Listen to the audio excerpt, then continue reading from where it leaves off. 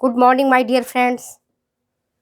आज मैं आपको स्वाइन फ्लू के बारे में बताऊंगी, जो एक संक्रामक बीमारी है। कैसी बीमारी है? संक्रामक बीमारी है। मेरे दोस्तों, माय डियर स्टूडेंट्स जो हमें सुन रहे हैं, वो बच्चियां कुछ कहती हैं कि मैडम आप टीजीटी का नाम लेते हो, पीजीटी का नाम लेते हैं, असिस्टेंट प्रोफेसर का नाम लेते हैं, फर्स्ट ग्रेड आरपीएससी के बारे में क्यों नहीं नाम लेते हैं? मेरे प्यारे बच्चों, जो भी कॉम्पिटिटिव एग्जामिनेशन है, इवन मैं ये कहूँगी कि आप कोई भी कॉम्पिटिटिव एग्जामिनेशन देने जा रहे हो, अगर डिजीज उसमें है, इन्फेक्शन उसमें है उसके सिलेबस में, तो आपके प्रतियोगी परीक्षाओं के लिए ये काफ़ी महत्वपूर्ण चैप्टर है। दूसरी बात, जो बच्चे यूनिवर्सिटी एग्जामिनेशन देने जा रहे हैं, जैसे जय नारायण वैश्य यूनिवर्सिटी के बच्चे हैं, या एमडीएस के बच्चे हैं, या बीकानेर यूनिवर्सिटी के बच्चे हैं, और उनके सिलेबस में अगर स्वाइन फ्लू है तो उनके लिए भी काफ़ी हेल्पफुल रहेगा। तो इस जो लेक्चर आज मैं दे रही हूँ उसको आप ध्यान से सुनेंगे और ये आप पाएंगे कि कोई भी कॉम्पिटिटिव एग्जामिनेशन अगर आप देने जाते हो और अगर उसमें डिजीज शब्द है या इन्फेक्शन है, रोग है, जैसे टीजीटी, पीजीटी या आरपीएससी में, तो आपको पूरा ध्यान से पढ़ना पड़ेगा। कई बच्चे हमसे लिखते हैं कमेंट में आकर के, कमेंट बॉक्स में, कि मैडम मैं 1 नंबर से रह गई हूँ। कोई बात नहीं प्यारे बच्चों, 1 नंबर से रह गए हो, इसका अर्थ ये है कि अब आप गंतव्य तक पहुंच चुके हो। थोड़ा सा ही फोर्स लगाना पड़ेगा, थोड़ा सा ही बल लगाना पड़ेगा। थोड़ा सा ज़्यादा बल लगाओगे आप आगे निकल जाओगे। तो आप हिम्मत मत हारिए, मेहनत कीजिए। और जब हिम्मत आप नहीं हारोगे, आदमी कब थकता है? जब उसके दिमाग में बात आ जाती है कि अरे बहुत देर हो गया, और उनको थकान महसूस होता है। आप देखोगे, मैं भी ऐसा एहसास करती हूँ कि अगर मैं सोचती हूँ मैं 6 घंटे काम किया है, मैंने 2 घंटे पढ़ाई किया, ओहो मैं थक गई हूँ, तब मुझे वास्तव में थकान होता है, अन्यथा थकान तो होता ही नहीं है। तो आप मेरे प्यारे बच्चों, आप इस चीज़ को ध्यान से देखो और पढ़ो और समझने का प्रयास करो। तो जो मैं आज बता रही हूँ, स्वाइन फ्लू सन 2014 में राजस्थान में, जोधपुर में बहुत फैला था। जोधपुर के, राजस्थान के कई सारे एरिया में फैला था, और तीव्र संक्रामक रोग है। और यह रोग फैलता किसको है? किसको अपने चपेट में लेता है? Who is the agent? किसके कारण फैलता है? किसको अपने चपेट में लेता है? इसके बारे में आज हमें समझना आवश्यक है। तो जो स्वाइन फ्लू है, उसका जो फैलाने वाले एजेंट है वो है एक प्रकार का विषाणु, एक प्रकार का वायरस। क्या है? एक प्रकार का वायरस है। ये तीव्र संक्रामक रोग है। तीव्र संक्रामक रोग है, इतनी जल्दी फैलता है, इतनी कंटाजियस डिजीज है, इतनी कॉन्टामिनेटेड डिजीज है, या कहो छूत की बीमारी है, कि अगर स्वाइन फ्लू हमें फैला है, हमारे संपर्क में आप डायरेक्ट आप आए हो, या हमारे यूज किया हुआ तौलिया का या रुमाल का या कंघी का या किसी भी चीज़ का, बिस्तर का, तकिया का आपने यूज कर लिया है, तो निश्चित तौर पर अगर आपकी इम्यूनिटी पावर कम है तो आप भी संक्रमित हो सकते हैं। खास करके ये जो चपेट में लेता है वो लेता है कमजोर लोगों को। कमजोर में कौन? जैसे वृद्ध की ताकत कम होती है, इम्यूनिटी पावर कम होती है, उनको अपने चपेट में लेता है। कोई सा भी रोग हो, पहले वृद्ध को अटैक करेगा। दूसरा कौन? गर्भवती माता। गर्भवती माता भी कमजोर होती है, खास करके वो माता जो कुपोषित होती हैं, जिनको पेट में खाने के लिए आहार नहीं मिलता है, भोजन नहीं मिलता है, उनको होता है। लैक्टेटिंग मदर, जो माता अपने बच्चे को दूध पिलाती है, और माता कमजोर भी होती है। अगर कमजोर है माँ और बच्चों को स्तनपान करवा रही है तो माता धात्री माता कहलाती है, और उसे भी ये रोग हो सकता है। इसके बाद 6 माह से लेकर के जो 5 साल तक का शिशु है वो भी इस रोग के चपेट में आ जाता है। सन 2014 में मुझे ज्ञात है, मुझे याद है, मुझे खुद भी स्वाइन फ्लू हुआ था। इतनी तेज इसमें बुखार होता है, इतनी तेज बुखार होता है, सिर दर्द, बुखार, बदन का टूटना, ना सांस लेने में तकलीफ होना, ये तो मैंने खुद भुगता है 2014 में। 2014 या 15 में बता रही हूँ मैं। इतनी स्वाइन फ्लू इस कदर हो जाता है, इंसान को पता ही नहीं चलता है कि कब वो साधारण सर्दी जुकाम बुखार से वो स्वाइन फ्लू में कन्वर्ट हो गया। इसका जो एजेंट होता है एक प्रकार का वायरस है, जो H1N1, H1N2, H3N1, H3N2, ये इसके 4 प्रकार के वायरस हैं जो कि फैलाते हैं, रोग को फैलाते हैं।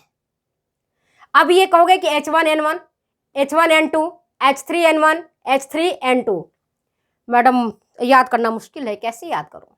मैं इसका सिंपल सा फॉर्मूला बता रही हूं बेटा, याद करने का, आप कभी नहीं भूलोगे अगर आपने ध्यान से पढ़ा तो। इसमें से जो H1N1 है वह ह्यूमन बीइंग में, मनुष्य में इस रोग को फैलाता है और सबसे कॉमन है H1N1, खतरनाक भी है सर्वाधिक, और यही फैलाने वाला H1N1 जो विषाणु है ये फैलाता है रोग को, ह्यूमन बीइंग में यही फैलाता है, मैन में यही फैलाता है। समझ गया बात को? अब कैसे इसको याद करें, इसका मैं एक सिंपल सा तरीका बता रही हूं, ये देखो ध्यान से देखना।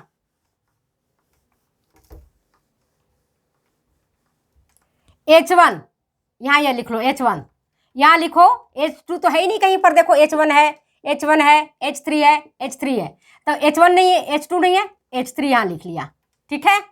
अब यहां लिखेंगे, यहां पर क्या है, N1, N2, N1, N2, तो यहां पर लिखेंगे N1 और N2, ठीक है। समझ गए बात को? H1, H3, N1, N2। अब ये देखो H1N1 की तरफ तीर चला रहा है, ये वाली, याद हो गया, पहला वायरस H1N1 को तीर चला रहा है, पहला वायरस। अब दूसरा H3N2 की तरफ तीर चला रहा है, मार रहा है तीर को ऐसे, तो हो गया दो, आपको वायरस याद हो गया, याद है दो, H1N1, H3N2। अब देखो H1 ऐसे तीर मारेगा, डायगोनल ऐसे मारता है, पहले सीधे मारा, अब H1 मार रहा है डायगोनल, तो कौन सी वायरस, कौन सा हो गया, H1N2, ये वाला आ गया, ठीक है।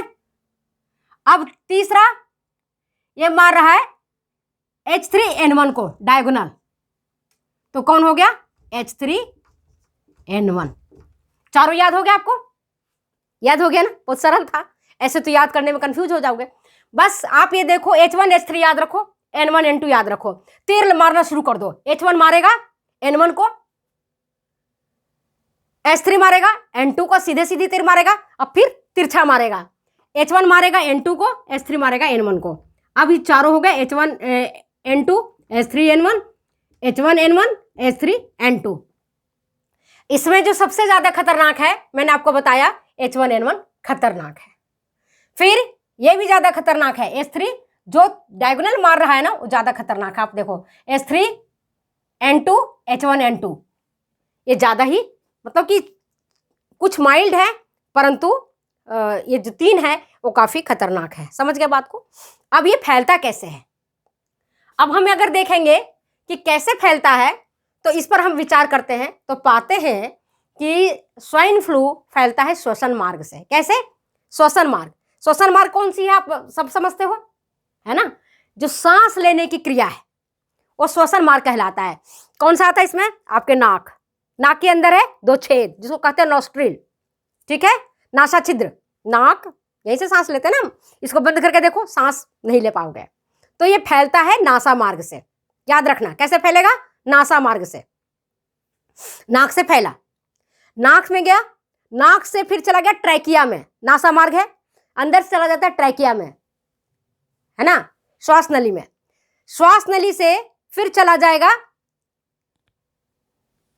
इसको मैं मिटाती हूं, अब मैं समझाती हूं, चित्र से समझ जाओगे। हालांकि चित्रकारी मेरा बहुत अच्छा नहीं है, मैं को समझाने के हिसाब से आपको बता रही हूं, तो आप इसको ध्यान से देखना।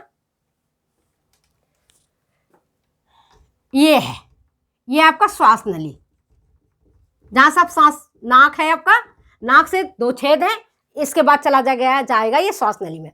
श्वास नली से जाने के बाद यहां से 2 ब्रांचेस टूटते हैं, फेफड़े की ओर जाते हैं, है ना, फेफड़े, एक इधर से और एक 2 ब्रांचेस खुल गए, फेफड़े में चले गए। अब फेफड़े में होता है छोटे छोटे छोटे छोटे वायु कोष, जिसको बोलते हैं एल्वियोली, फुफ्फुसीय कोश इसको बोल सकते हो आप, हिंदी वाली छात्राएं समझ लें, फुफ्फुसीय क्षेत्र।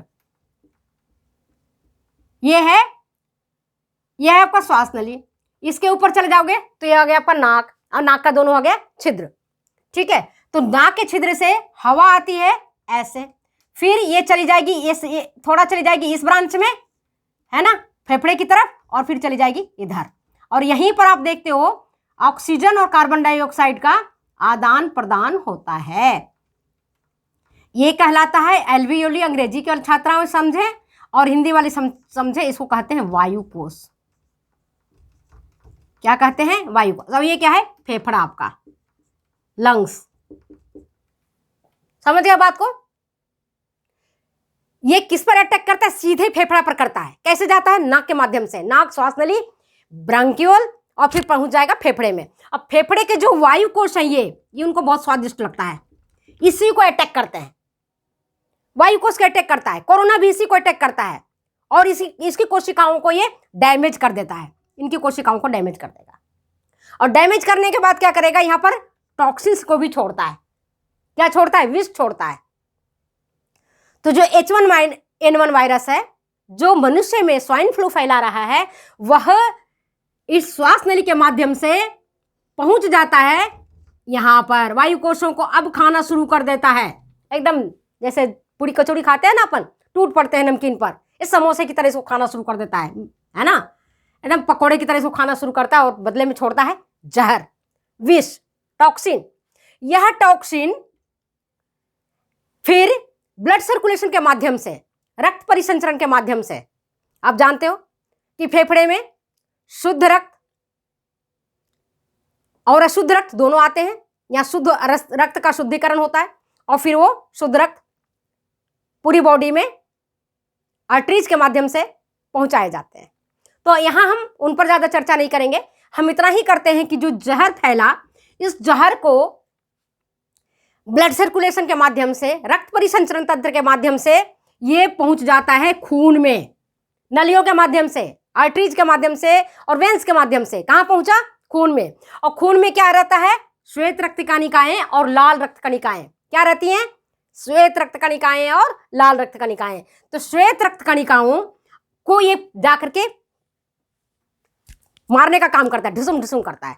समझ गए? क्योंकि श्वेत रक्त कणिकाएं हमारे बॉडी का सुरक्षा प्रहरी है, यही रोगों को के जीवाणुओं को खा जाता है, लड़ाई करता है इसको, और शरीर को स्वस्थ चुस्त रखता है।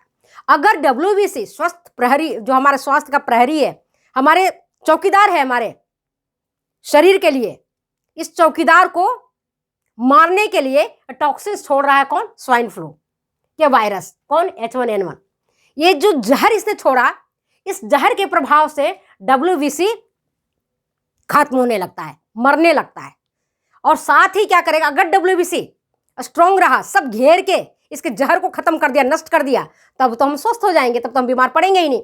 लेकिन अगर इसका जहर ज्यादा मात्रा में रहा और WBC कमजोर पड़ गया, है ना, हमारी प्रतिरक्षा तंत्र अगर कमजोर पड़ गया, WBC कमजोर पड़ गया, तब फिर ये क्या करेगा? स्वाइन फ्लू हम में हो जाएगा। और फिर ये जो हमारे रक्त कणिकाएं हैं दूसरे, उन रक्त कणिकाओं के साथ मिलकर के ये उनके जो इन्फ्लक्सेज हैं और उनके जो प्रतिरक्षा अणु हैं, उनके साथ ये प्रतिक्रिया करता है। कौन करता है? जहर करता है, टॉक्सिन करता है, जिसको कहते हैं हम साइटोकाइन। क्या कहते हैं उसको? हम साइटोकाइन कहते हैं। मैंने आपको बताया, आपको जहर छोड़ेगा। जहर क्या करेगा? जो आपके WBC हैं उसको मारने का कोशिश करेगा, डैमेज करने की कोशिश करेगा और डैमेज करेगा। इस तरह से हमारा जो प्रतिरक्षा तंत्र है, इम्यूनिटी पावर है, इम्यूनिटी सिस्टम है, तो कमजोर हो जाएगा। अब ये ब्लड कर्पसल्स जो दूसरे हैं, उनके इन्फ्लक्सेज और उनके दूसरे इम्यूनिटी मॉलिक्यूल के साथ मिलकर के जहर करता है, प्रतिक्रिया, रिएक्शन करता है। मतलब ढुसुम ढुसुम चल रहा है अभी, और ये ढुसुम ढुसुम जो चलता है उसको कहते हैं हम साइटोकाइन। क्या कहलाता है वो? साइटोकाइन। याद रखना, साइटोकाइन। और फिर जब ये रिएक्शन बहुत तेज हो जाता है ना, मारपीट बहुत तेज से शुरू हो जाती है, भीतर ही बहुत हो रहा है मारपीट, लड़ाई झगड़े हो रहे हैं, किसके बीच में? H1N1 जो जहर छोड़ा है उसके माध्यम से, और हमारे जो WBC और जो हमारा रक्त का जो दूसरे तंत्र है, प्रतिरक्षा तंत्र है, इम्यूनिटी सिस्टम है, उसके साथ तेज रिएक्शन हो रहा है ना। जब ये तेज रिएक्शन हो रहा है, रिएक्शन जब बढ़ जाता है तो उसको कहते हैं साइटोकाइन तूफान, स्टॉर्म, तूफान ले आता है, साइटोकाइन तूफान। और ये तूफान जो है वह आपके नर्वस सिस्टम है। नर्वस सिस्टम कौन सा? तंत्रिका तंत्र, उसको ये प्रभावित करता है और उसको जाकर के ये नुकसान पहुंचाता है, हार्म करता है वहां जाकर। और फिर रेस्पिरेशन, इसके कारण जो श्वास लेने की प्रक्रिया है, श्वास छोड़ने की प्रक्रिया है, इस पर ये प्रतिकूल प्रभाव डालता है। और साथ ही जो हमारी श्वसन तंत्र है ना, श्वसन तंत्र के जो ऑर्गन्स हैं, कौन कौन से ऑर्गन्स हैं? जैसे नाक हो गया, नासा मार्ग हो गया, श्वास नली हो गई, ये आपके ब्रैंकियोल हो गए, ये फेफड़े हो गए, इनमें सूजन ले आता है, इनमें सूजन हो जाती है।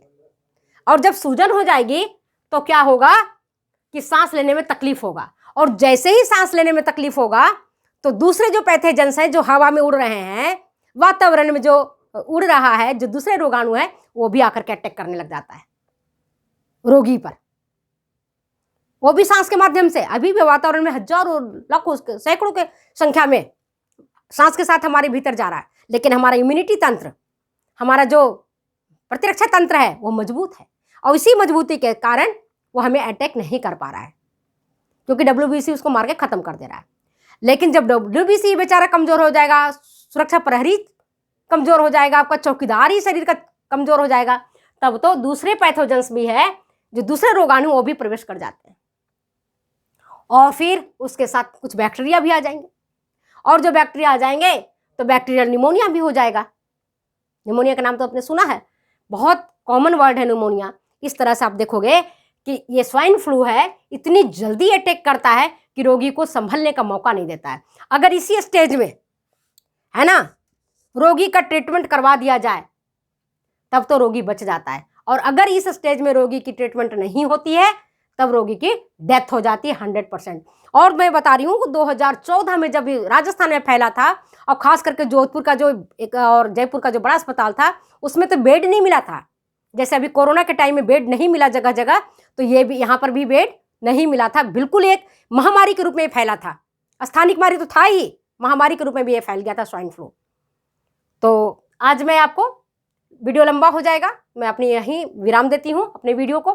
फिर मिलते हैं आगे अगले वीडियो में कि इसके लक्षण क्या है, कैसे पहचानेंगे कि स्वाइन फ्लू हुआ है, और अगर हुआ है तो इससे हम बचाव के कौन से उपाय समझें, कैसे हम इससे बचें। हो तो गया है स्वाइन फ्लू,